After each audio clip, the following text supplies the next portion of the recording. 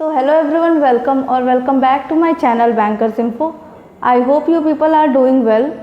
इस वीडियो में मैं अपने IBPS PO प्रीलिम्स एग्ज़ाम को एनालाइज करने जा रही हूँ। पेपर का लेवल कैसा था एंड मेरे अटैम्प्ट्स कितने हैं, वो सारे पॉइंटर्स मैं इस वीडियो में डिस्कस करने जा रही हूँ। सो सबसे पहले एग्ज़ाम के बारे में कुछ बातें कर लेते हैं। एंड एक चीज़ और, आपके कितने अटैम्प्ट्स रहे एंड आपका पेपर कैसा हुआ आप कमेंट सेक्शन में बता सकते हो। सो अगर हम सेक्शन वाइज बात करें तो सबसे पहले इंग्लिश ओपन होगा, उसके बाद क्वांट्स एंड उसके बाद रीजनिंग। तो इंग्लिश की अगर हम लेवल की बात करें तो इंग्लिश का लेवल मुझे इजी टू मॉडरेट लगा, बहुत ज़्यादा ईजियर साइड पे भी नहीं था, क्योंकि लास्ट ईयर मैंने पेपर दिया था तो मुझे लास्ट ईयर का इंग्लिश ईजी लगा था, लेकिन इस साल थोड़ा ट्रिकी था एंड थोड़ा फंसाने वाले क्वेश्चंस दिए हुए थे। सेकेंडली हम क्वांट्स की बात कर लेते हैं। क्वांट्स का लेवल मुझे हार्ड लगा, ना मैं मॉडरेट बोलूँगी ना मैं ईजी बोलूँगी, इसका सिंपली लेवल ये हार्ड था। क्वांट्स का लेवल मैं हार्ड इसलिए बोल रही हूँ क्योंकि लास्ट ईयर जो SBI PO प्रीलिम्स का लेवल मुझे लगा था वो सिमिलर लेवल इसका भी लगा था। इसमें जो DI था, पहले तो DI कैलकुलेटिव थी, उसके बाद जो क्वेश्चंस दिए थे वो भी कैलकुलेटिव थे, तो दोनों चीज़ें इसमें कैलकुलेटिव दे के उसका लेवल बढ़ा दिया था। सेकेंडली यहाँ पे अरिथमेटिक के जो 10 से 15 क्वेश्चन थे, टोटल 15 क्वेश्चन थे अरिथमेटिक के, वो भी बहुत डायरेक्टली नहीं बन रहे थे, उसमें भी काफ़ी टाइम लग रहा था। एंड उसके अलावा मिसिंग नंबर सीरीज़ 3 क्वेश्चन ठीक ठाक थे, बहुत इजी लेवल के थे, लेकिन 2 क्वेश्चन उसमें भी फंसाने वाले थे।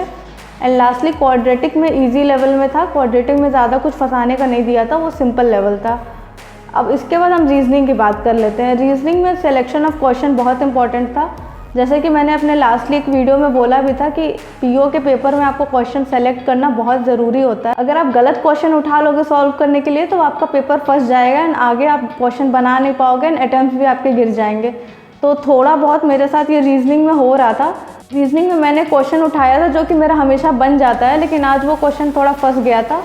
वो डेज एंड मंथ करके था एंड उसमें सिटी दिया हुआ था एंड अल्फ़ाबेट्स दिए हुए थे, तो वो उसमें लास्ट लाइन में जाते जाते मेरा वो क्वेश्चन फंस गया एंड उसको मैंने सेकेंड टाइम सॉल्व किया तब भी नहीं बना। एंड उस समय मेरे 9 या 8 मिनट बचे थे पेपर में, फिर मैंने उस क्वेश्चन को स्ट्रेट वे छोड़ के आगे के क्वेश्चन सॉल्व किए।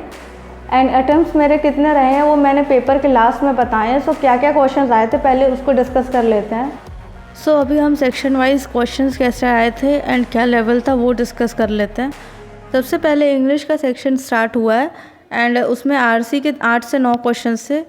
इलेक्ट्रॉनिक व्हीकल पे RC आई थी, इसमें एंटोनियम पूछा था बिल्ड वर्ड का एंड कर्व का सिनोनियम पूछा था, इसका सिनोनियम कंट्रोल था। सेंटेंस रीअरेंजमेंट के 5 क्वेश्चन थे। इसका पहला और दूसरा सेंटेंस तो आसानी से बन रहा था, लेकिन उसके बाद के 3 सेंटेंसेस में थोड़ा कन्फ्यूजन हो रहा था। एंड यहाँ टोटल 6 सेंटेंसेस दिए थे, जिसमें से हम लोग को 5 क्वेश्चन पूछा गया था। वर्ड स्वैप के 4 क्वेश्चन थे, ये सिंपल थे, ये बहुत ज़्यादा ट्रिकी नहीं थे। एरर डिटेक्शन थोड़ा ट्रिकी था, इसमें डायरेक्ट यहाँ पे एरर नहीं दिख रहा था, इसके 5 क्वेश्चन थे। And fill in the blanks के 3 क्वेश्चन थे, ये भी ठीक ठाक लेवल का क्वेश्चन था। एंड एक क्वेश्चन आया था जिसमें वर्ड दिया हुआ था एंड उससे रिलेटेड 3 सेंटेंसेस दिए हुए थे एंड हमको बताना था कि किस सेंटेंस में सबसे सही से उस वर्ड को यूज़ किया गया है एंड ये वर्ड इंटरेस्ट था। तो इंग्लिश का ओवरऑल अगर लेवल देखा जाए तो थोड़ा सा ट्रिकी था, क्योंकि लास्ट ईयर मैंने जब पेपर दिया था तो मुझे इंग्लिश का लेवल ईजी लगा था एंड मैंने 28 या 29 क्वेश्चन किए थे। इस बार मैंने 27 क्वेश्चन किए हैं, जिसमें से 2 क्वेश्चन मैंने सेंटेंस रीअरेंजमेंट का छोड़ा एंड एक क्वेश्चन एरर डिटेक्शन का छोड़ा, तो ओवरऑल यहाँ 27 अटैम्प्ट्स हैं।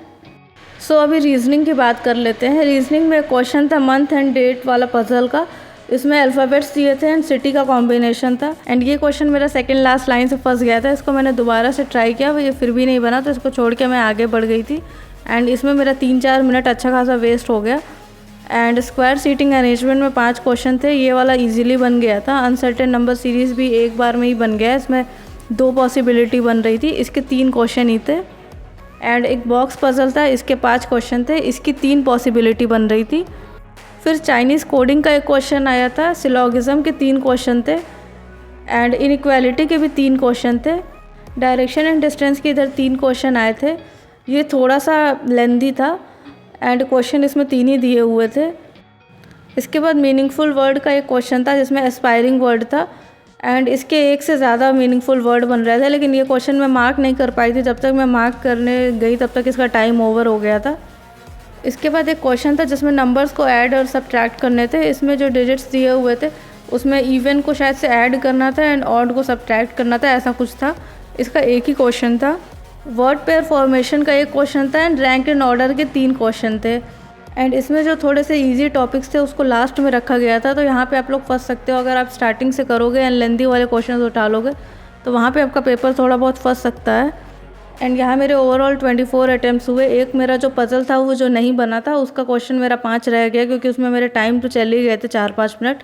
अभी लास्टली हम क्वांट्स की बात कर लेते हैं। क्वांट्स को मैंने यहाँ पे क्वेश्चन बताने के लिए लास्ट में रखा है, लेकिन इसका सीक्वेंस था इंग्लिश पहले, फिर क्वांट्स, फिर रीजनिंग। एंड क्वांट्स का लेवल मुझे लास्ट ईयर के कंपैरिजन में हार्ड लगा, क्योंकि लास्ट ईयर मैंने 27-28 क्वेश्चन इसमें किए थे एंड 22 या 23 मार्क्स मेरे यहाँ बन गए थे एग्ज़ाम में। लेकिन आज मेरे केवल 16 अटैम्प्ट्स ही यहाँ पे हो पाए हैं, क्योंकि जो पहला DI था यहाँ पे एक DI दिया हुआ था, टेबुलर DI, जिसमें X एंड Y में वैल्यूज़ दिए हुए थे एंड उसमें कुछ वैल्यूज़ मिसिंग थे जो कि हमको कैलकुलेट करके लिखने थे।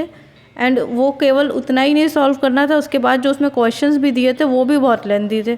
तो मैंने इसको स्टार्ट किया, 1 से 1.5 मिनट मैंने टाइम दिया, बट मुझे लगा कि इसमें मेरा बहुत ज़्यादा टाइम चला जाएगा, तो इसको स्ट्रेट वे मैंने छोड़ के पाई चार्ट DI पे स्विच किया। एंड उसके बाद मिसिंग नंबर सीरीज़ के 5 क्वेश्चन थे एंड क्वाड्रेटिक इक्वेशन के 5 क्वेश्चन थे। ये दोनों टॉपिक्स ईजी साइड पे थे। एंड यहाँ जो पाई चार्ट की DI आई थी इसमें थोड़ा सा कैलकुलेशन करना था। इसमें total number of people and male and female ये 2 डेटा दिया हुआ था एंड इसमें 2 पाई चार्ट थे, तो दोनों को हमको कैलकुलेट करके वैल्यूज़ निकालने थे। तो इसमें मुश्किल से 2 मिनट का टाइम जाएगा, लेकिन जो क्वेश्चंस थे उसमें भी बहुत टाइम जा रहा था। उसमें भी अच्छा खासा एक क्वेश्चन में टाइम लग रहा था। जैसे पहले क्या होता था कि DI में 3 क्वेश्चन अगर टिपिकल दिया है तो 2 क्वेश्चन एकदम सिंपल दे देते थे वो लोग, बट आज मुझे ऐसा लगा कि 4 क्वेश्चन डिफ़िकल्ट था, एक ही कुछ सिंपल सा क्वेश्चन था इसमें। एंड अरिथमेटिक के यहाँ पे टोटल 15 क्वेश्चंस थे। एंड जब मैं अरिथमेटिक पे पहुँची तो मेरा 1 या 2 मिनट ही बचा था, तो मैंने यहाँ पे एवरेज का एक क्वेश्चन किया एंड एक सिलेंडर वाला वॉल्यूम निकालने का क्वेश्चन था, वैसा कुछ क्वेश्चन मैंने मेंसुरेशन का किया। तो यहाँ मेरे 2 ही क्वेश्चन बन पाए एंड ये भी बहुत डायरेक्ट नहीं बन रहे थे, क्योंकि मैंने सारे क्वेश्चन स्किप करके देखे थे एंड सब में टाइम टेकिंग देखने से लग रहा था वो, इसीलिए यहाँ पे मैंने ज़्यादा क्वेश्चन नहीं उठाए। एंड ओवरऑल मेरा यहाँ पे 16 अटैम्प्ट्स हुए हैं। सो आप लोगों के कितने अटैम्प्ट्स हैं एंड कैसा पेपर हुआ आप वो कमेंट सेक्शन में बता सकते हो। एंड जिनके भी आगे के शिफ्ट में एग्ज़ाम्स हैं, all the best to them.